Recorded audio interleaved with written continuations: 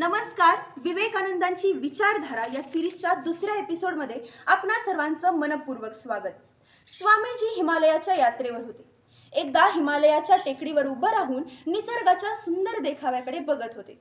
त्यांचे लक्ष एका वृद्ध माणसाकडे गेले, जो हिमालयावरती चढून तर आला होता, पण खाली उतरायला घाबरत होता.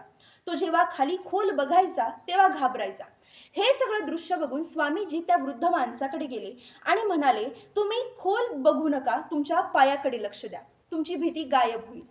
स्वामीजींचं ते म्हणणं, तो सल्ला त्या वृद्ध व्यक्तीने ऐकले आणि तो न घाबरता हिमालयावरून आरामात खाली आला. मित्रांनो, आपल्या आयुष्यामध्ये सुद्धा असंच काहीसं घडतं.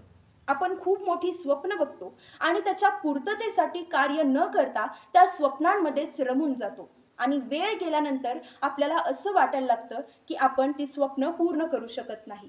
त्यामुळे मोठी स्वप्न बघा आणि त्याच्या पूर्ततेसाठी त्या ध्येयाच्या दिशेने योग्य वाटचाल सुरू करा. नक्कीच तुम्ही यशस्वी व्हाल. जय भारत.